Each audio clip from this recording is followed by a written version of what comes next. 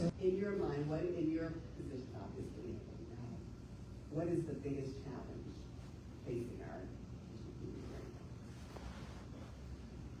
That's big. Everyone I talk to, everyone who comes to my office is talking. The biggest problem is fear. You're scared. They don't know what to do. They don't know what to do. They don't know what's going to happen to them. That's a major problem. And what do you advise them? Well, first and foremost, when someone is in that situation, the best that you can tell them is we're getting harm, but that's not going to change the situation. My advice was I do help people with immigration forms, and also for those applying for asylum, I help them with the form, and also for those who are in need or who are going to interviews with immigration. I sit down with them and make sure that I get to understand their situation, and also help them understand how to answer the questions and what the questions are. Because one of the biggest problems, immigration cases I never see. I never see. And as you heard that from Attorney Reed, I'm not an attorney myself, so I don't do the attorney's work. I let them do the work. So they're the one to tell you certain things, but mostly what I can do myself is help you understand some of the terminology. And I can do that with my 30 plus years in the field, working as an interpreter and a translator in court, immigration court, as well with immigration officers also.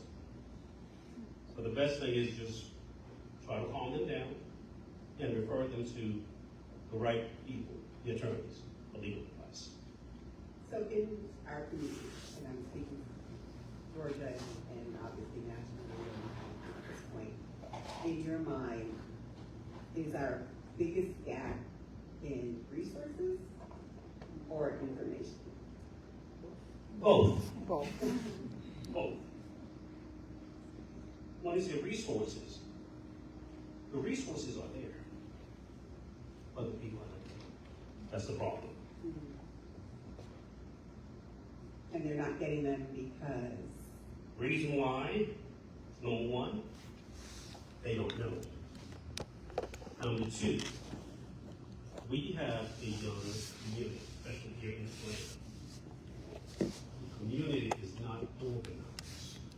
The community is not assembled or put together in a way to help the people that are in need.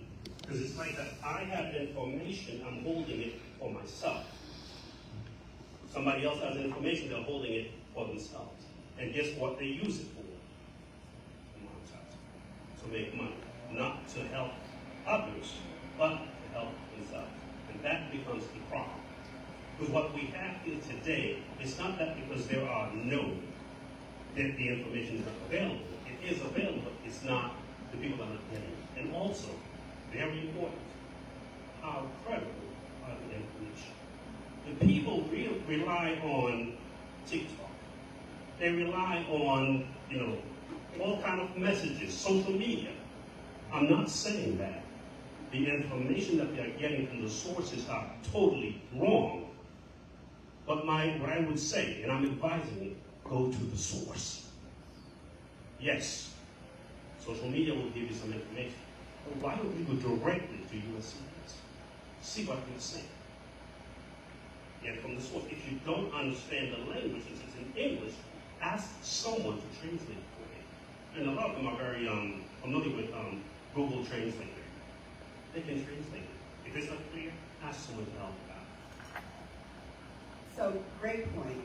And I think we all can look each other in the mirror and say, what have we done, right? But I think what the chamber is doing here today is the first step, obviously, getting the right information, getting the correct information, and by the experts. But what else can we do? What can the churches do? What can our businesses do? What can our organizations that are throughout what can they do to get that information out? There's a lot that. Number one is exactly what the chamber is doing right now.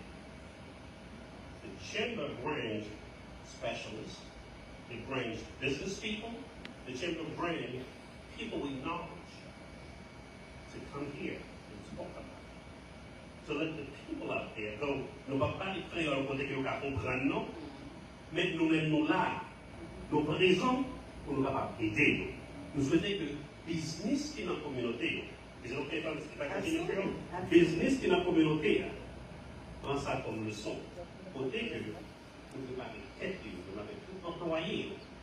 Même lorsque nous n'avons pas de réponse pour une série de questions que nous voyons des quelques problèmes qu'on va approfondir, mais au côté, on va référer. Ça, c'est yon. Il n'est pas obligé moi-même, il n'est pas obligé avocat, oui, mais il n'est pas capable de voter. Parce que business par lui-même, il est parti par lui.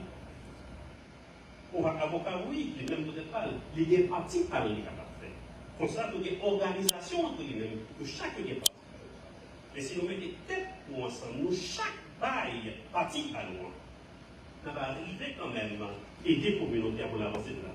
Parce que lorsque l'information ça parle d'une communauté, sont liées pas seulement aux bénéficiaires, pour moi-même, qui on est au business, pour l'avocat lui-même.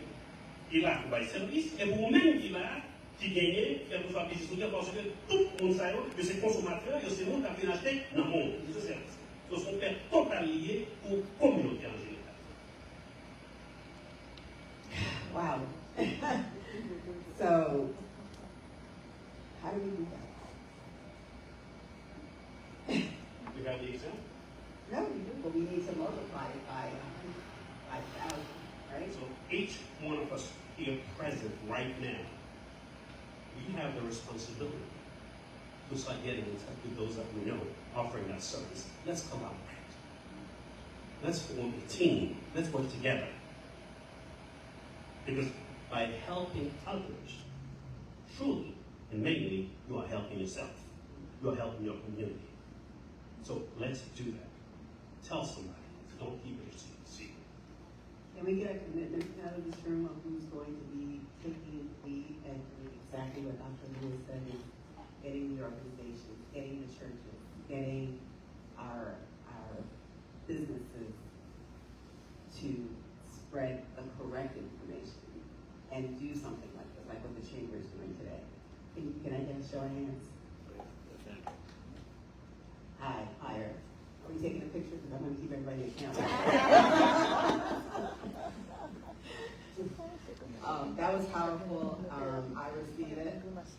And, like I said, I think today is the start of getting that information out and helping our bastards, right?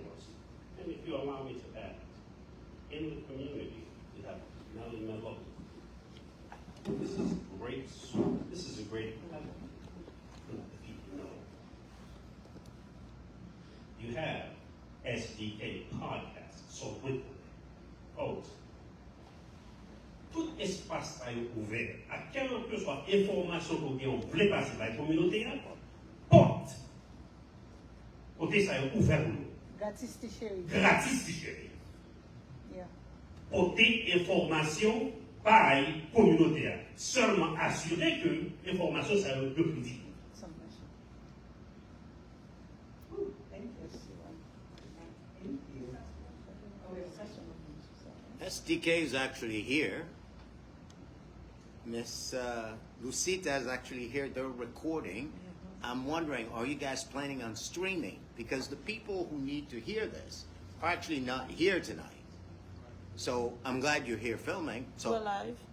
you're live? We're live. Awesome. It's happening now. There you go. And for those who want to share it, have people join, let's do this, guys. Because we're committed. Thank you. Dr. Marjorie. So, yes, I'm stressed.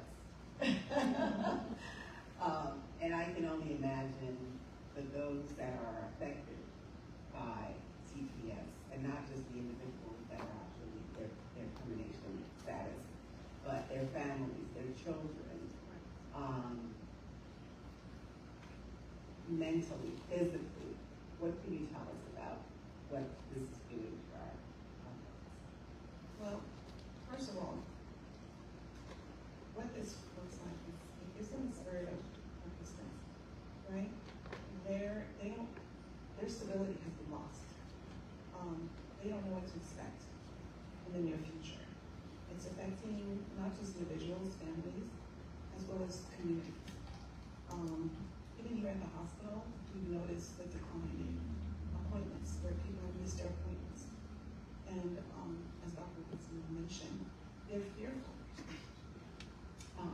With that being said, they're not meeting their appointments.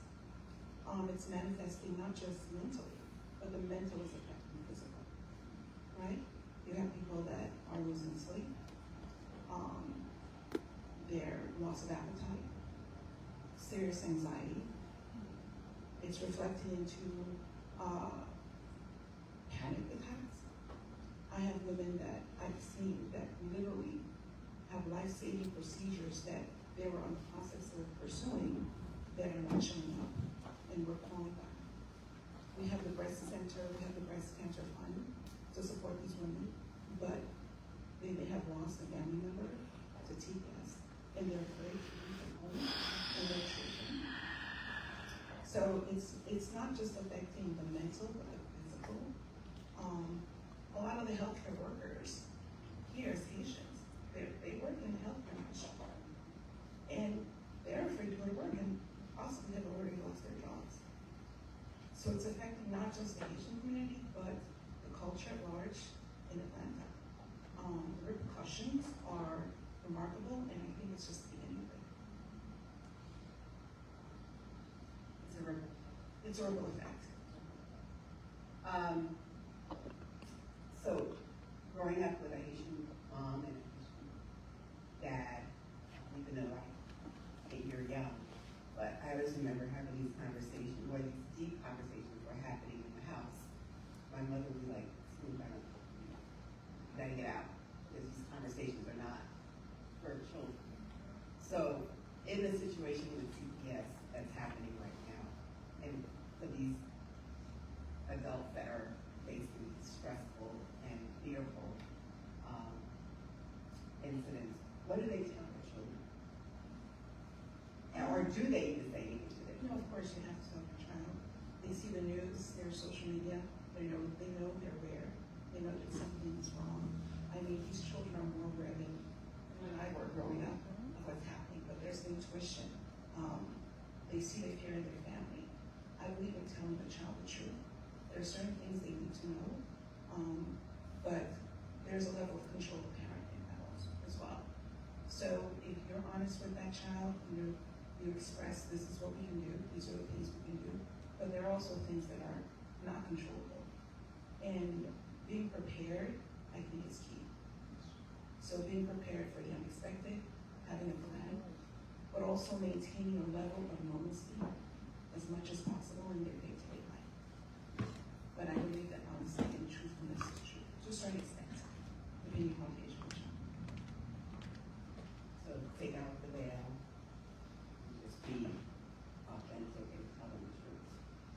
Knowledge is key, and having that awareness of someone's knocking on the door, don't open it. This is the new reality for now. Are you experiencing, may not be the question, but for families where their children may have been born here, and then the parents are obviously in a CPS termination situation, what does the child do in that case, or can they do? Or is there a family support resources that can sort of step in? From what I've heard, for parents that are in a situation of predicament, it's just relying on families, friends, the church, the people that can plan to have people take their kids in case something happens when the parent is ready, in detention, or in case something happens to the other parent. Just having that preparedness and overall plan of action so that the child is prepared. And once again, it's based on the child. Are there there are resources, professional resources that we should be blasting for mental or physical health or things like that that can help our community right now? Right now, I believe it's the support of the community, because there is so much fear, and the support of the community as well as your families, and just keeping that line of communication open. And it's almost, it parallels COVID to a way, to a degree, where we're in a whole new world where the unknown is here, but what's the outcome? So there's not like a telehealth that, I know you don't want to leave your house, right? Correct. But is there somebody that you can call, even a Haitian community, maybe you guys can answer, that I'm home, I want to leave my house, but I need to talk to somebody? No. Is there such I thing? believe there are resources and counselors, obviously, people that do support the church, and that's also based on insurance right now as well as your healthcare coverage. Insurance. Okay. I think Attorney Lee wants to.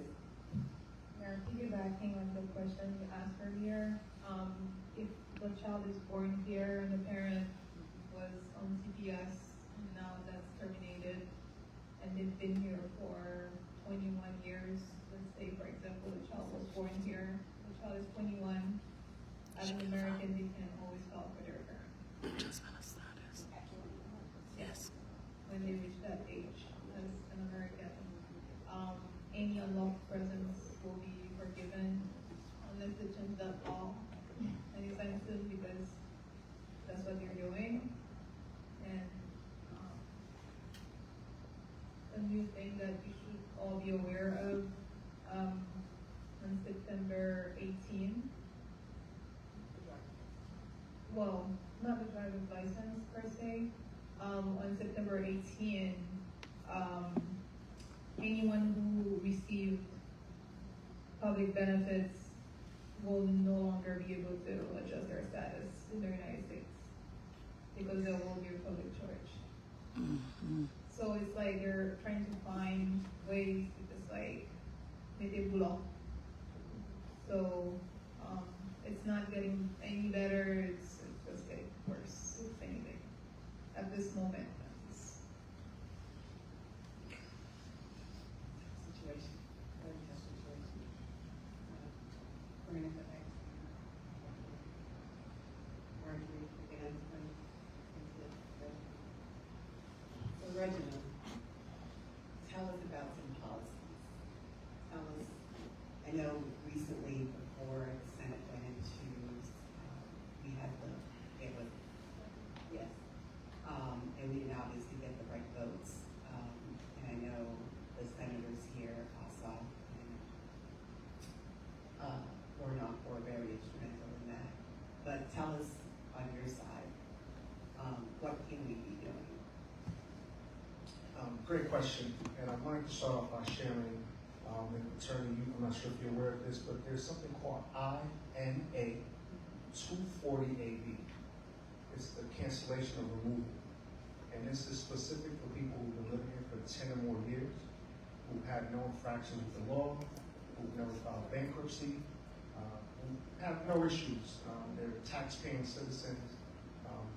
They work in essential fields. They can easily apply for this particular clause. This is U.S. CIS that's kind of supporting this. And, not to say it's a guarantee, but it is something that they can explore and they can actually get the removal canceled. How long does that take? I'm not sure how long the process itself goes. I actually spoke to an attorney. I have to have an attorney here, but I spoke to an attorney prior to coming here. He gave me some detail. He's been in this space for 40 plus years. And he said it is a very viable option. It is something people should explore. Also, about the employment aspect of it.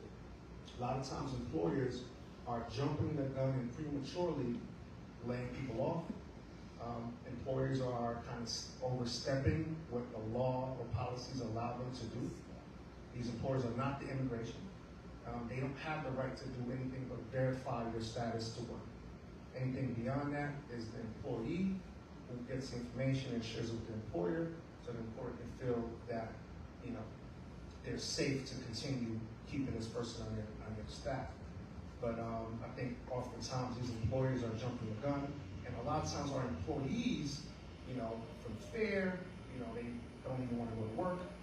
A lot of times their EAD may not even be expired, and they're prematurely leaving work because of all the what's in the news. So I want the Haitian people to understand that they do have rights. There's laws in place, regardless of what's happening in the news. You know, you don't have to prematurely leave your job. Another big piece is, Can you say the name of the program again? it's called INA 240AB.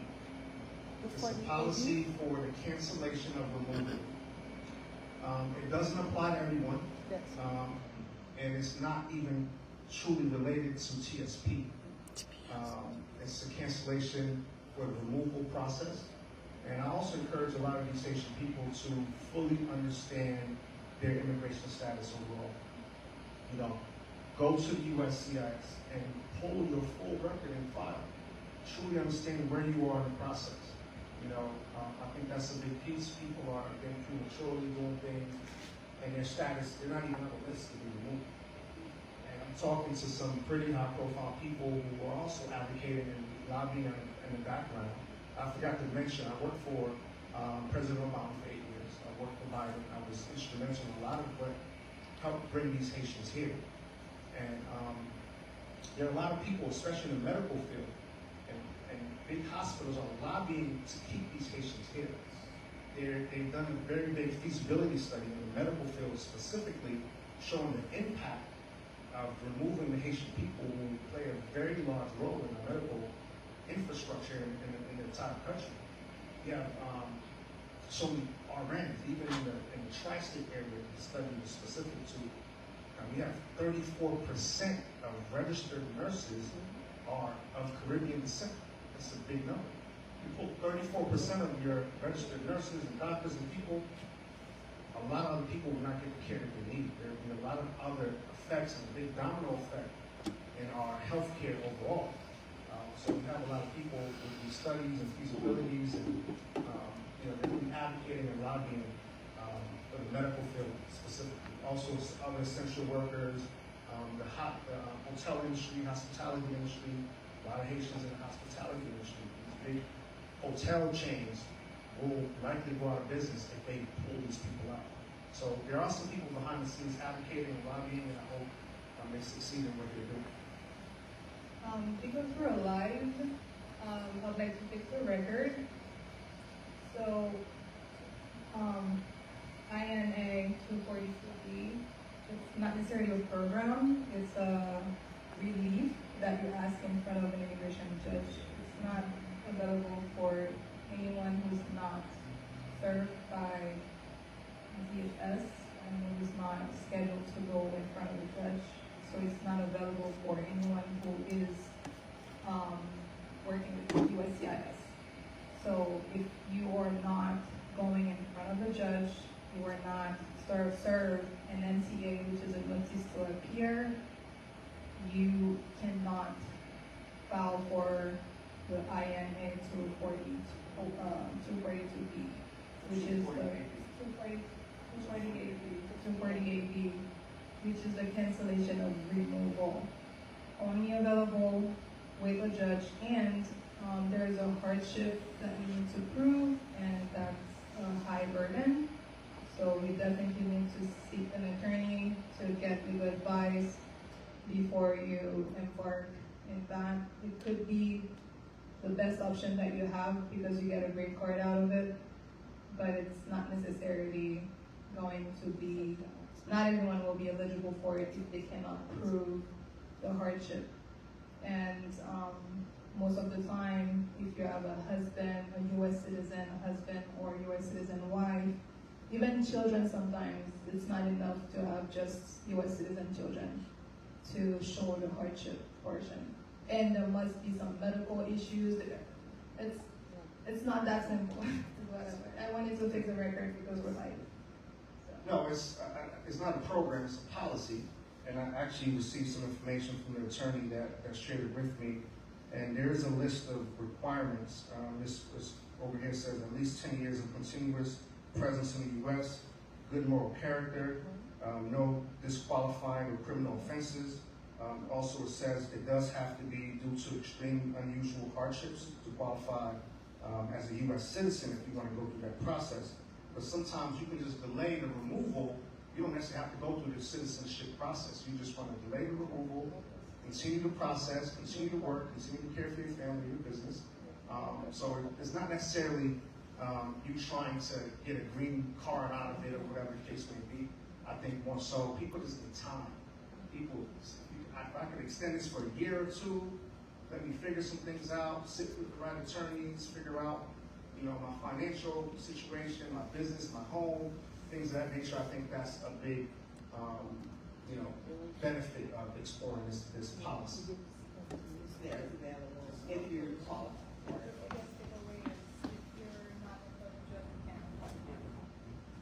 Thanks for clarifying that. So we've talked a lot about the employees, and I wanted to pick back a little bit. It's a good note, but we talked about the hospitals and the RNs, and a good friend of mine, I'm not going to name any names, is the head of HR in a large hospital in New York, Brooklyn, and person's not even Haitian, but had the responsibility of notifying the employees, the doctors, the nurses, the technicians that they had to leave, obviously. But they prolonged making those choices as long as possible. They actually even waited, and I'm not going to name the hospital, they actually waited till July ended, so August started, so they could actually have benefits for the month of August. And again, the person's not even thinking. And they did all of what they can do until the very last notice that they had to do this, and one by one they were calling them, and it was one of the saddest days in this person's career, just to do that. So it's sad, it's very sad, and it's affecting a lot of people. But we're talking a lot about the employees, but obviously Haitians are, especially our community, we're business owners, we're entrepreneurs. And these people are also facing the same situation. So what do they do? Is there any policy that, what should they be doing or in a situation where they have a business, like my school, for example, my business. If I know I'm on TPS and I'm on campus, if my days are numbered, what can I do? Well, I want to clarify that what's happening at the federal level with TPS has nothing to do on the business level, on the state and the city level. So the two don't coincide. So they're not going to come after you naturally because you're on TPS and you have a business. Your business will continue to operate and your business will be maybe vacant if you were to leave, but they're not going to naturally shut down your business. It doesn't apply to any of your loans or any of that just because I'm on TPS that they're going to shut my business down and they're going to, remove me and, they're going to keep the money from my house and all of that other stuff. That is not true. Those matters are being handled at the city, county, and state level. And I know for sure Fulton County has taken a stance on that. It's been made very, very clear. You will continue to operate as a normal business. You're still required to pay taxes. You're still required to file on an annual basis. None of that changes at all. But I would suggest that our business owners, plan, protect your businesses. Identify a power of attorney, perhaps. Identify someone to fill in the gaps in your absence. I've been personally advising people, add a secondary person in your bank account. Someone you trust, someone in the event that you are abruptly removed, you have someone still here on the ground who can act on your behalf, who can still operate your business for you. Find someone who can maybe understand what you do, who can maybe continue your business in your absence. Even for your homes, a lot of people are prematurely putting their homes on the market. Those two don't coincide. You can still keep your home. Maybe you are removed, but your home and your loan will still continue. The banks will probably default you if you don't continue paying your mortgage. But if you were to be removed and you were still paying your mortgage and while in Haiti, everything will still continue to operate. You can maybe rent that property, you know, still get that income. So I think people need to explore and be creative on how they're, you know, kind of addressing some of these things and not do it in fear or, you know, and thinking that people are coming after your assets. But of course, protect your assets. Find the right partners. Find the right attorneys. You know, create a power of attorney, which is an essential component. Someone who has authorization that you trust to act on your behalf. So does that apply to car loans? Does that apply to student loans? Does that apply to credit cards? I mean, just basically anything financial in this economy. What is that across the board? It is across the board. I know student loans are a big, because student loans on the federal level, like FAFSA, things of that nature, you won't even qualify for those loans to begin with, likely if you're not an actual citizen. There are some, you know, programs that you could qualify for depending on the school you go to, depending on the amount of the loan, but oftentimes you won't naturally qualify for those loans anyways. So, but if you were to get like a local scholarship, the local merit scholarships that they offer, you know, yeah, those things are fine. They won't affect it. Two different worlds. Those systems don't communicate with each other. Oftentimes, they don't even know that you're on TPS. They don't even know that you're, you know, that you're not an actual U.S. citizen. Oftentimes. But essentially, if you are on TPS and you know you obviously get reported, so those loans and your card debt, what happens to that? Well, your credit here will be a mess in the U.S., but you're going anyways. It doesn't make a difference, you know. But you will still owe those debts if you were to come back. Yeah, they could rightfully try to come after you here locally in the U.S., but it won't go beyond, you know, U.S. borders. So, unfortunately, you'll leave the debt behind. They'll probably try to find some of your closest family members. You know, they will try to collect, depending on the type of loan, if it's a bank, if it's a car loan, whatever the case may be. But oftentimes with a lot of these mortgages, for example, you know, a lot of people are putting mortgage insurance, now you're required to pay an extra couple $100 a month because of these occurrences. You know, a lot of these loans are insured as well. So oftentimes they'll just charge it off. They'll stand your record for 7 to 8 years. But you know, the companies themselves, they'll move on and charge off that you know, that debt. I promise to stay on time, but I want to open up the floor for questions. So a lot of information, a lot of good information. I want to make sure that we address. Yes. I have 2 questions. And Hi everyone, great job. I'm enjoying the conversation. So I have 2 questions.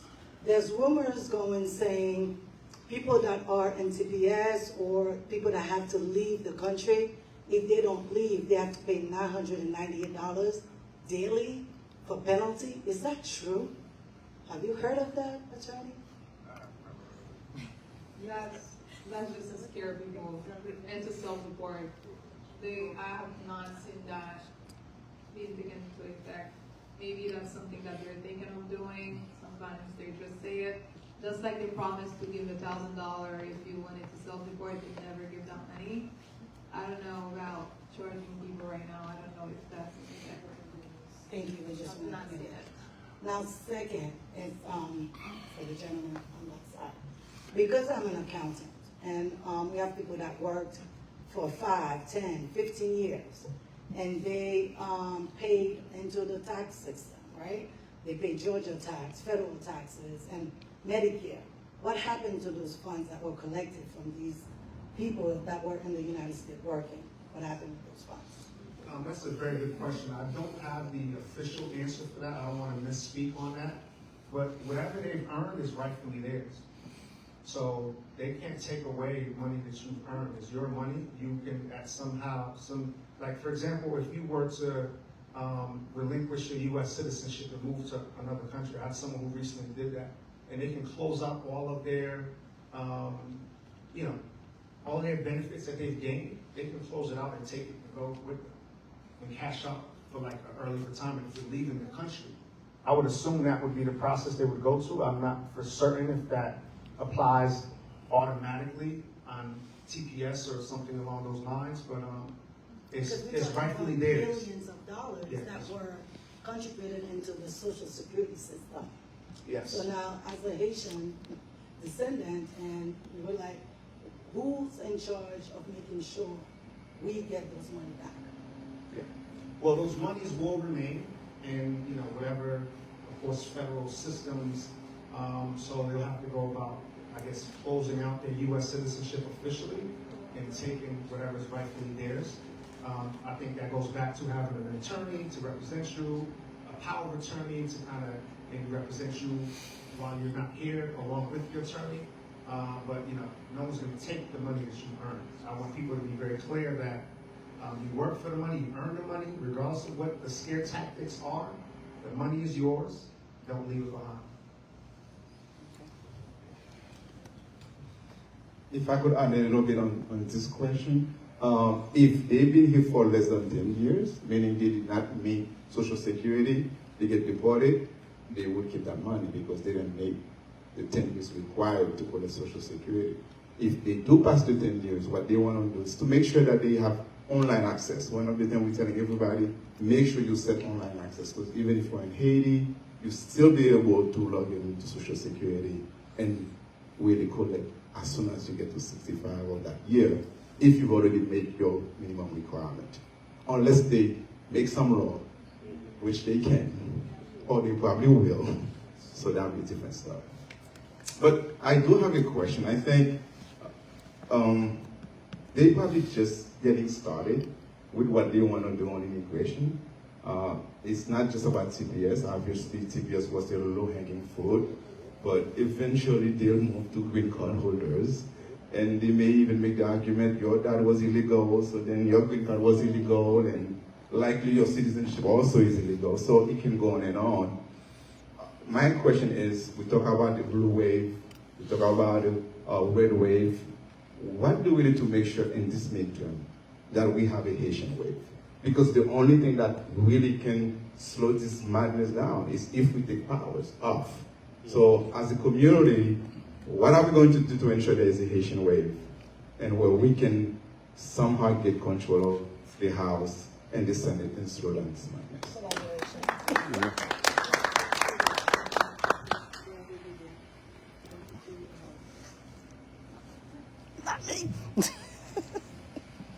So if you allow me to speak to that last piece, what can we do?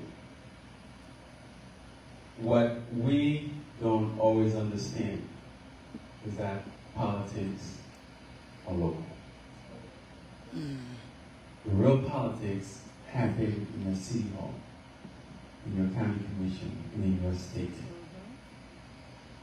When the states have control, whatever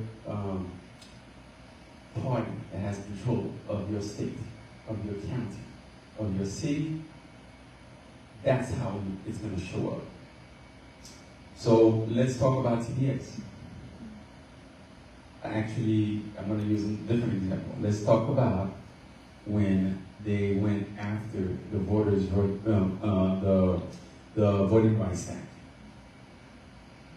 The Voting Rights Act was done in the 60s to remove what's called Jim Crow. And Jim Crow was the nickname for all the laws they made up after the black slaves here in America became free, so the blacks wouldn't have any opportunity to vote or to be in power. And that was going on really since 1875 until 1950s, 60s, right? When the Voter Rights Act happened, it made it somewhat level playing field for a black person like us to be able to vote, to be able to run for office. Well, they took one leg out some time back. They took another leg out again. This is at the Supreme Court.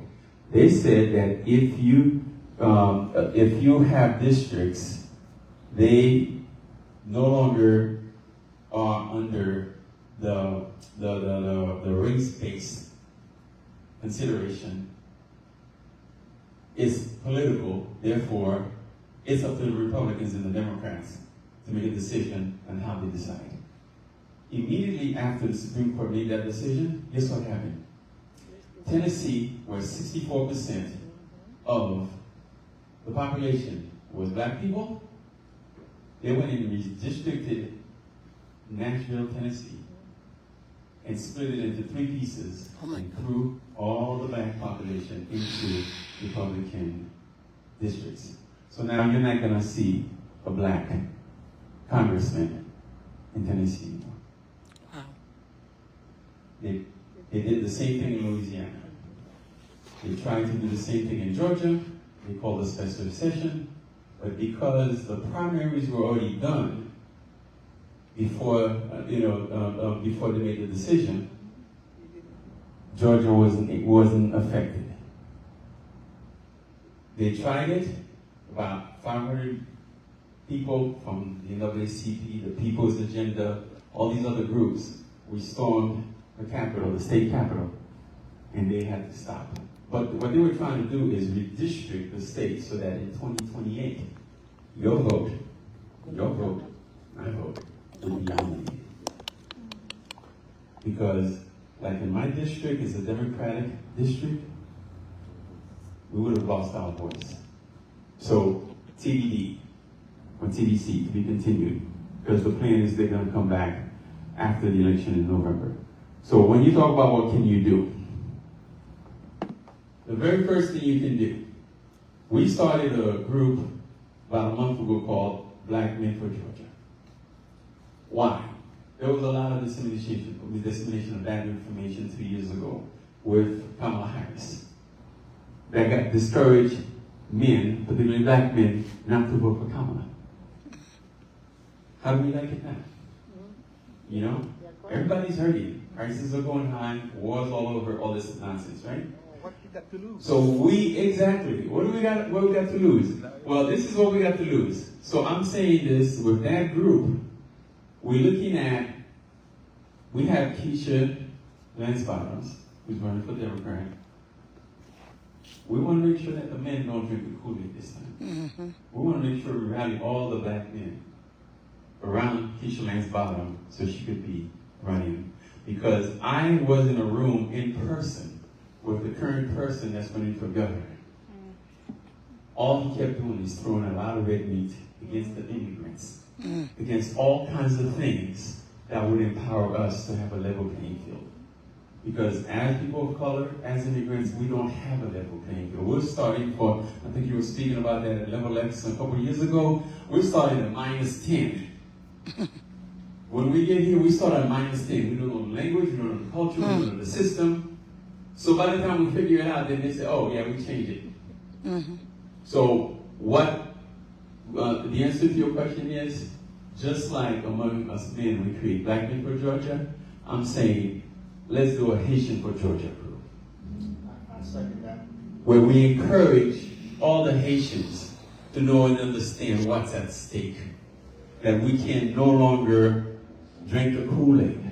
I've heard my Haitian brothers and sisters, not the blood ones, but Haitian brothers and sisters like yourselves. I've heard Caribbean brothers and sisters speak to me face to face about the virtues of being Republican. And so we have to stop drinking the Kool-Aid. I'm not here to say Republicans is the party. Democrat is the party to be at. I'm here to say that we have to vote our interests. Whichever party is pushing our interests, we need to know what's in our benefit as a people. And we push the people at whatever level, at our city, in city council.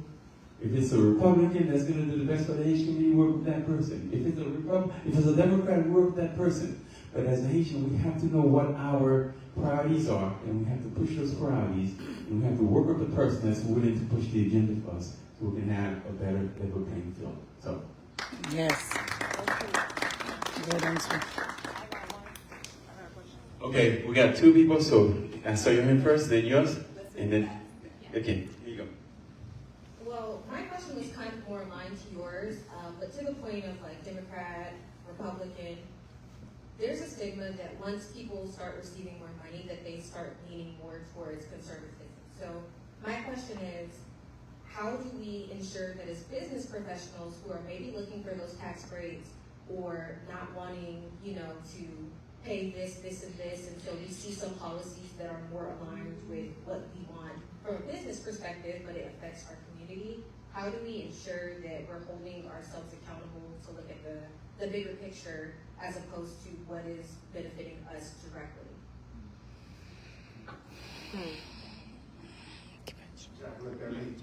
I love her. So, I want to say that Republicans are going to run the country and the states like a business. Democrats are going to run the country and the states as a nonprofit.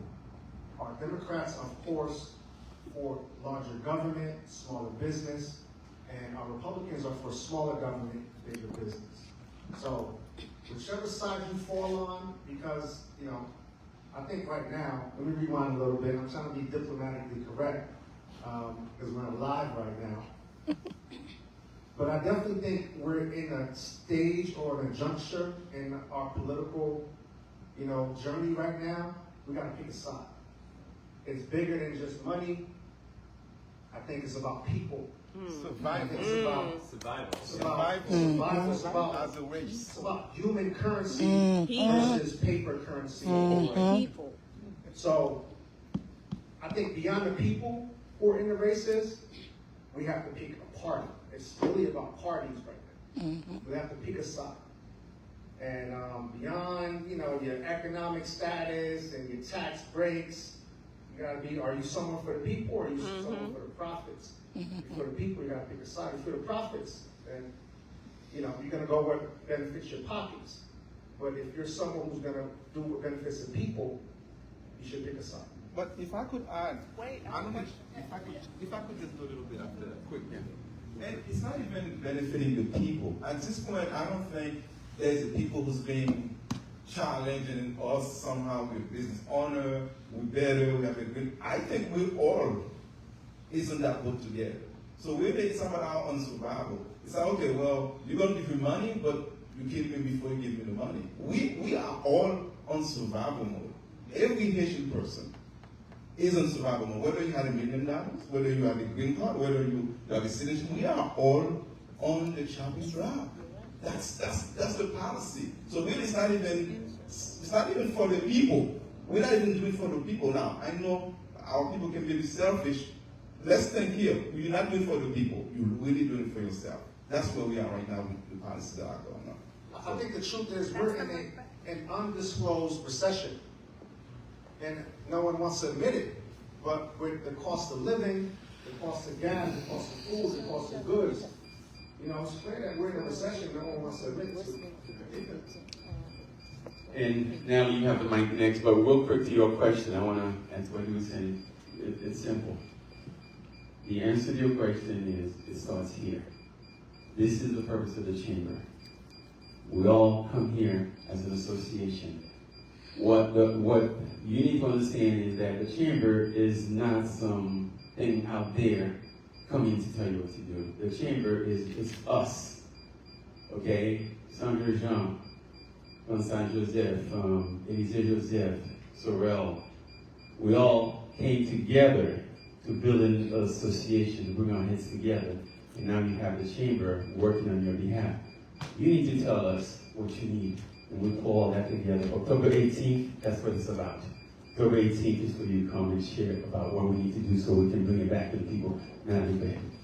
Yes, hi everybody. I just wanted to get from anyone who has the answer to this question, what, if anything, do you know of that's being done towards repatriation?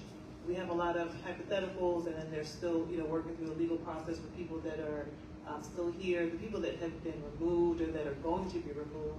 Are there any efforts towards repatriation, either on the ground in Haiti or other friendly nations that we're thinking about, that we can start getting our people ready for, especially those that have been here, that speak multiple languages, they speak English, they're educated, they're valuable in other societies, in other countries, in other communities. What is being done to provide a soft landing for these folks who just happen to be in this unfortunate situation, but have some value to add?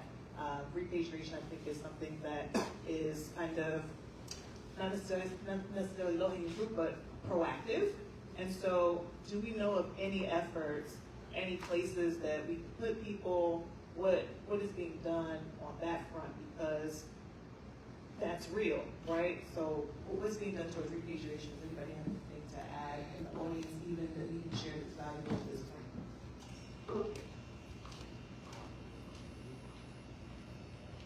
I would speak to, I don't have the answer. If no one else wants to take it, I have the mic in my hand already. I guess I'll take a stab at it. But I do know someone who was recently deported.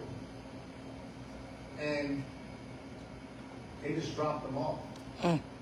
Honestly, he kind of just had to, because he really didn't have much family there. He had to really try to find friends of family to help him out until he could get on his feet and kind of get back out there.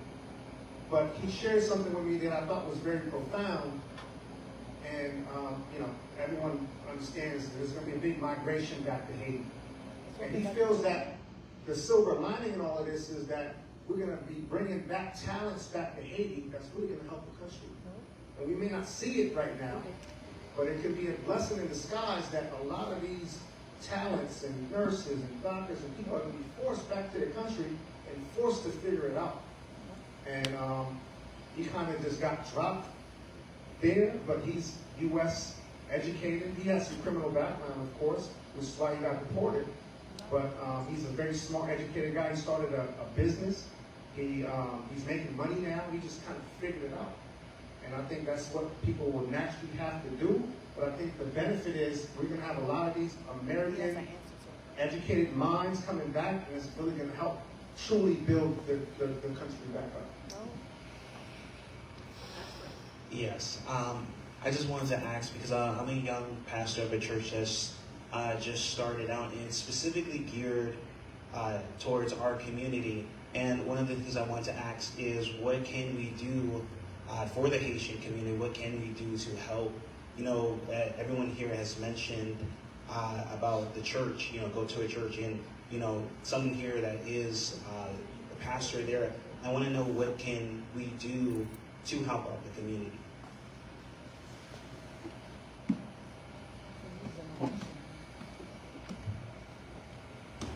Wonderful question, Pastor. As a pastor of the church, and I said something earlier, the church itself